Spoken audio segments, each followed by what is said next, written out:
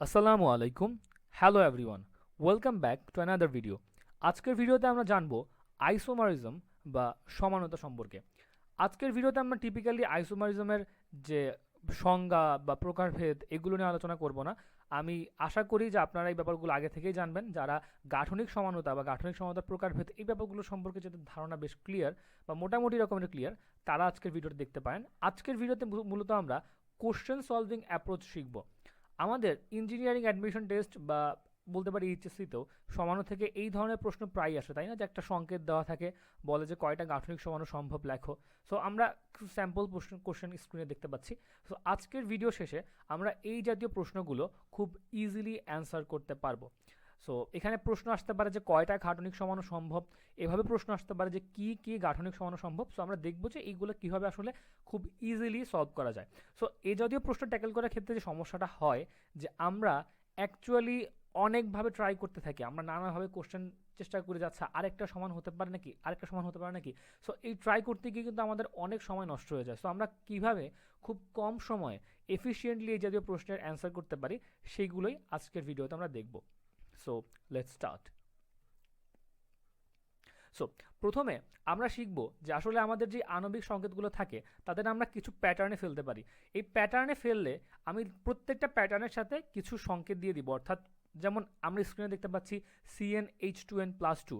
যদি এই প্যাটার্নের কোনো আণবিক সংকেত থাকে তার মানে এটা শুধুমাত্র ওপেন চেইন অ্যালকেনই হতে পারে, এটা কখনোই অ্যালকিন হবে না, এটা কখনোই সাইক্লো অ্যালকেন হবে না। সুতরাং যখন আমরা এই জাতীয় একটা সংকেত দেখব আমরা কেবলমাত্র অ্যালকেনের সমানুগুলাই ট্রাই করব। আর কয়েকটা দেখি আমাদের ব্যাপারটা ক্লিয়ার হবে। যেমন যদি CnH2n হয় তাহলে কেবলমাত্র এই আণবিক সংকেত বিশিষ্ট যৌগ হতে পারে অ্যালকিন এবং সাইক্লো অ্যালকেন। আমি ভুলেও অ্যালকেন ট্রাই করতে যাব না, অ্যালকেন ট্রাই করতে গেলে আমার সময় নষ্ট হবে। একইভাবে যদি CnH2n-2 হয় তাহলে হতে পারে অ্যালকাইন, সাইক্লো অ্যালকেন, সাইক্লো অ্যালকিন এবং হচ্ছে ডাইইন। আচ্ছা, যদি CnH2n+2 হয় এবং CnH2n+2O হয় সেক্ষেত্রে যেসব সমাণু হতে পারে তা হচ্ছে অ্যালকোহল, ইথার। যদি হয় CnH2nO, এটা বেশ বড়, এখানে অ্যালডিহাইড হতে পারে, কিটোন হতে পারে, সাইক্লিক অ্যালকোহল হতে পারে, সাইক্লিক ইথার হতে পারে, ইনল হতে পারে, ডাবল বন্ড প্লাস ইথার হতে পারে। এখানে যে জিনিসটা মনে রাখা খুব গুরুত্বপূর্ণ যে আমাদের এই চার্টের প্রত্যেকটা জিনিস মুখস্থ রাখতে হবে, না হলে আমাদের যে সমস্যাটা হবে যে আমরা আসলে সব রকম কম্বিনেশন ট্রাই করতে যাব, যা আসলে আমাদের অনেক সময় নষ্ট করবে। সুতরাং আমরা যদি এই যে উপরের সংকেত যেমন CnH2nO এই সংকেত যদি আমরা দেখি তার মানে আমরা শুধুমাত্র এই যে স্ক্রিনে দেওয়া 6টা অপশন বা 6টা ধরন, এই 6টা ধরনের সমানুগুলোই ট্রাই করব। এর বাইরে আমরা সমানু ট্রাই করতে যাব না। আমরা এই রিলেটেড এক্সাম্পল দেখব, তখন আমাদের ব্যাপারটা আরও বেশি ইজি হয়ে যাবে। যদি হয় CnH2nO2 সেক্ষেত্রে দুই রকম সমাণু হতে পারে, কার্বক্সিলিক অ্যাসিড এবং অ্যাস্টার। এবং ফাইনালি যদি হয় CnHn, এটা হচ্ছে বেনজিন লাইক স্ট্রাকচার, যেমন আমরা বেনজিনের সংকেত কি জানি, C6H6। অর্থাৎ এখানে যে জিনিসটা মাথায় রাখতে হবে যে যতগুলো সিগমা বন্ধন থাকবে তার অর্ধেক সংখ্যক পাই বন্ধন থাকবে। আমরা এরও উদাহরণ সামনে দেখব। সো একটা প্র্যাকটিস কোশ্চেন করা যাক। C4H8O এর সমানুগুলো উল্লেখ করো। সো আমরা একটু দেখি, এটা কিন্তু CnH2nO এই প্যাটার্নে পড়ে, C4 অ্যান্ড 4 এর ডাবল হচ্ছে 8, তাহলে C4H8O। সো এই প্যাটার্নে পড়লে এখানে কোন কোন সমাণু এক্সিস্ট করতে পারে? অ্যালডিহাইডের সমাণু, কিটোনের সমাণু, cyclic alcohol, cyclic ether, enol and double bond plus ether. So আমরা একটু দেখব যে এখানে অ্যালডিহাইড কী কী পসিবল। সো অ্যালডিহাইড, এরকম একটা অ্যালডিহাইড পসিবল, আমি সমানুগুলো আগে থেকে এঁকে রাখছি যাতে ভিডিওটা একটু শর্ট হয়। এরকম একটা অ্যালডিহাইড পসিবল।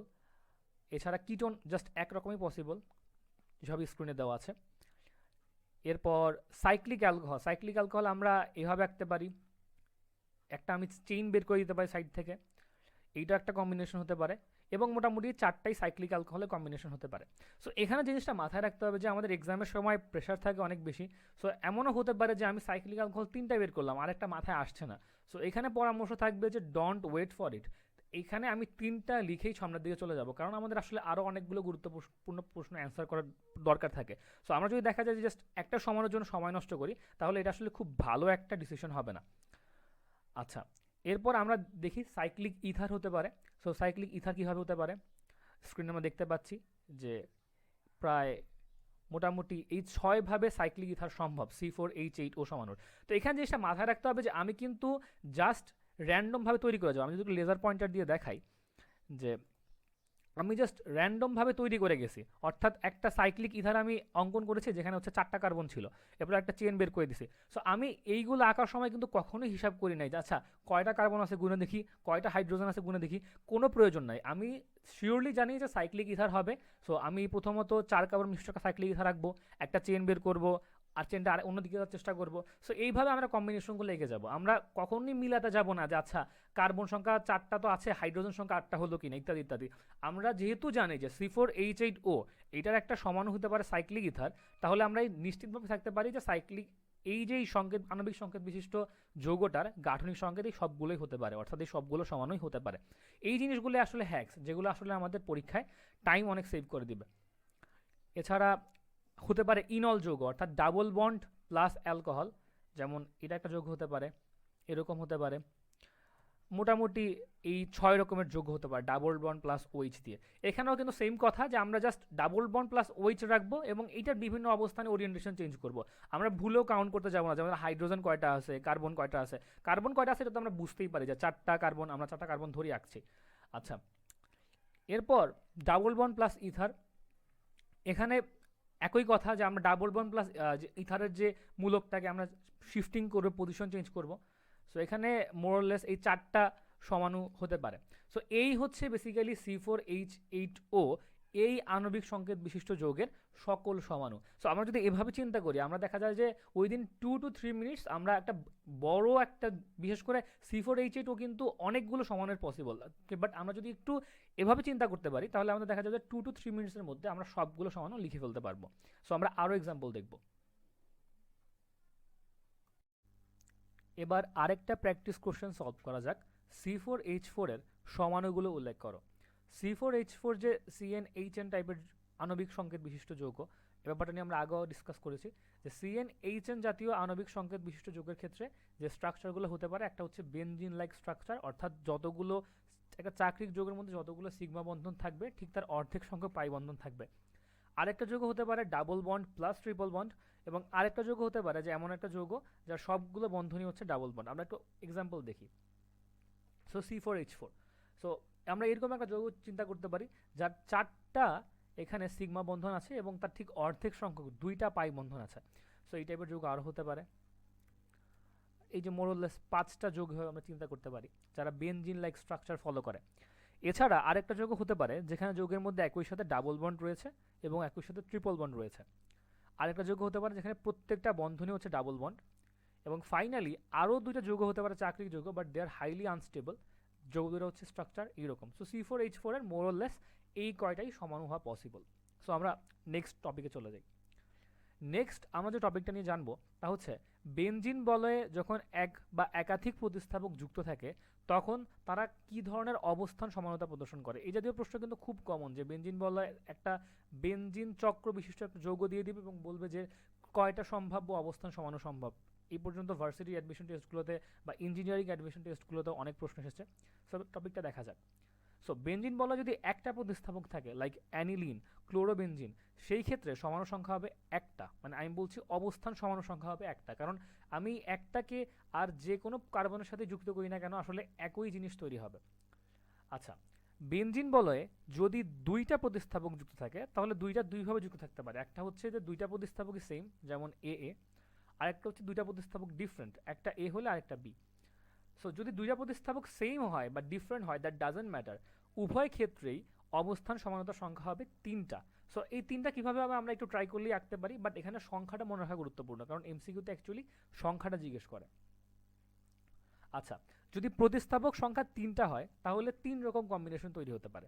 ফার্স্টলি 3টাই সেম হতে পারে, সেকেন্ডলি 2টা সেম হতে পারে, একটা ডিফারেন্ট হতে পারে, অ্যান্ড থার্ডলি 3টাই ডিফারেন্ট হতে পারে। যদি প্রতিস্থাপক 3টাই সেম হয় তাহলে সমাণু সংখ্যা হবে 3, যদি প্রতিস্থাপক 2টা সেম একটা ডিফারেন্ট হয় সমাণু সংখ্যা হবে 6, এবং প্রতিস্থাপক যদি 3টাই ডিফারেন্ট হয় তখন সমাণু সংখ্যা হবে 10। সো আমাদের বেসিক্যালি যে কাজটা করতে হবে নাম্বারগুলো মেমোরাইজ করে রাখতে হবে, অ্যান্ড এরপর ব্যাপারটা আসলে খুবই সহজ, যে আমরা পরীক্ষায় যে যৌগটা দেওয়া থাকবে আমরা দেখবো এর মধ্যে কয়টা প্রতিস্থাপক আছে, তারা কি সেম না ডিফারেন্ট, অ্যান্ড জাস্ট সমাণু সংখ্যা বসিয়ে দেবো। অ্যান্ড সমাণুগুলো কীভাবে হয় এটা জাস্ট আমরা ট্রাই করলেই পারবো, এটা খুব হামরি কিছু না, এই জন্য এটা নতুন করে দেখালাম না। আচ্ছা, এরপর আমাদের মধ্যে এই জাতীয় কিছু কনফিউশন কাজ করে বা এরকম প্রশ্নও আসে যে দুইটা যৌগ সমানও দেওয়া থাকে এবং বলা হয় যে এরা চেইন আইসোমার না পজিশন আইসোমার না মানে কার্যকরীমূলক বা ফাংশনাল আইসোমার, এই প্রশ্নগুলো করা হয়। বিশেষ করে চেইন আইসোমার এবং পজিশন আইসোমার অর্থাৎ চেইন সমাণু এবং অবস্থান সমাণুর মধ্যে প্রায় কনফিউশন লাগে। সো এইটা বের করার জন্য বা এক নিশ্চিত হওয়ার জন্য একটা শর্টকাট ট্রিক আছে। সো ট্রিকটা হচ্ছে আইসোমেরিক নাম্বার বা সমাণু সংখ্যা, সমানুতা সংখ্যা, এই যেটা একটা বাংলা করা যেতে পারে। যাই হোক, আইসোমেরিক নাম্বার সমান সমান আমরা বলতে পারি এক্স ওয়াই। এখানে আমি এক্স গুণ ওয়াই বলছি না, এক্স ওয়াই দুটো আলাদা সংখ্যা। সো এক্স হচ্ছে মেইন চেনে কার্বন সংখ্যা, আমি যে অর্গানিক কম্পাউন্ড নিব তার মেইন চেনে কয়টা কার্বন আছে সেটা হচ্ছে এক্স, এবং ওয়াই হচ্ছে মেইন চেনের সাথে কয়টা প্রতিস্থাপক যুক্ত আছে তার সংখ্যা। তাহলে আমরা একটা এক্সাম্পল দেখি। আচ্ছা, একটা কথা, যে আইসোমেরিক নাম্বার যদি দুইটা যৌগের আইসোমেরিক নাম্বার সমান হয় তাহলে তাদের আমরা বলবো অবস্থান সমাণু, আর যদি আইসোমেরিক নাম্বার সমান না হয় তাদের আমরা বলবো চেইন সমাণু। ফর এক্সাম্পল, আমি দুটো যৌগ দিলাম, এর একটা যৌগ। সো এই যৌগটার মধ্যে আমি পুরোটা নিয়ে আসি একসাথে, যে এই দুইটা যৌগের মধ্যে যদি একটু খেয়াল করি যে এই দুইটা যৌগ পরস্পরের চেইন সমাণু নাকি অবস্থান সমাণু। সো আমরা কীভাবে বুঝবো? আমরা দেখি আগে লংগেস্ট চেইনে কয়টা কার্বন আছে। উভয় ক্ষেত্রেই লংগেস্ট চেইনে কিন্তু 5টা কার্বন আছে, 1 2 3 4 5, একটা পঞ্চভুজ। সো এক্স এর মান হচ্ছে 5। এরপর ওয়াই এর মান ছিল কি, যে কয়টা প্রতিস্থাপক যুক্ত আছে। তার মানে এখানে আমরা দেখতে পাচ্ছি যে একটা কার্বনের সাথে কেবলমাত্র একটা প্রতিস্থাপক যুক্ত, কিন্তু এই যৌগে দুইটা কার্বনের সাথে দুইটা প্রতিস্থাপক যুক্ত। তার মানে এখানে ওয়াই এর মান হবে 1, এখানে ওয়াই এর মান হবে 2। সুতরাং আমি যদি এখানে এক্স ওয়াই এর মান লিখি, এটা হচ্ছে 51, বা আমি মনে রাখার জন্য বলতে পারি 51। আর এই যৌগের ক্ষেত্রে এক্স ওয়াই এর মান কত? 52। সো আমরা দেখতে পাচ্ছি যে উভয় যৌগের ক্ষেত্রে আইসোমেরিক নাম্বারটা কিন্তু সমান হচ্ছে না। তাহলে আইসোমেরিক নাম্বার যদি সমান না হয় তাহলে আমরা বলতে পারি এই দুটো যৌগ হচ্ছে পরস্পরের চেইন সমাণু। না, আমরা যেটা মাত্র দেখলাম, একটা হচ্ছে 51 এবং একটা হচ্ছে 52, তাই আমরা বলতে পারি যে যৌগদ্বয় আসলে অবস্থান সমাণু না, যৌগদ্বয় আসলে চেইন সমাণু। আরো কিছু প্র্যাকটিস কোশ্চেন দেখা যাক। যে এখানে আমরা 5টা যৌগের সেট দিয়েছি, প্রত্যেক সেটের মধ্যে কিছু যৌগ রয়েছে যারা পরস্পরের সমাণু। এখানে 3টা যৌগ দেওয়া আছে, এখানে 2টা যৌগ দেওয়া আছে। সো আপনাদের কাজ হচ্ছে খুঁজে বের করা যে কোন যৌগগুলো আসলে অবস্থান সমাণু এবং কোন যৌগগুলো আসলে চেইন সমাণু। আপনারা খুঁজে বের করে যদি কমেন্টে জানান, I will highly appreciate that. So next যে টপিকটা নিয়ে আমরা জানবো তা হচ্ছে অ্যালকেনের সমাণু সংখ্যা। অনেক ভার্সিটি এক্সামের ক্ষেত্রে এই প্রশ্নটা বারবার আসে যে একটা অ্যালকেন দিয়ে দিবে, অ্যালকেনের সমাণু সংখ্যা কত। আমরা শুরুতেই কিন্তু দেখেছি যে CnH2n+2 যুগের ক্ষেত্রে অ্যালকেন কেবলমাত্র ওপেন চেইনের অ্যালকেনই হতে পারে, অর্থাৎ আর কোনো ভিন্ন প্যাটার্ন হতে পারে না। সো এই জন্য অ্যালকেনের সমাণু সংখ্যা কয়টা, এই জাতীয় প্রশ্ন প্রায়ই আসে। সো আমরা এরকম একটা চার্ট বইয়ে হরহামেশাই দেখি যে C4H10, C5H12, C6H14, C7H16 এদের সমান সংখ্যা কত। সো C4H10 হলো সমান সংখ্যা 2, C5H12 হলো সমান সংখ্যা 3, অ্যান্ড সো অন।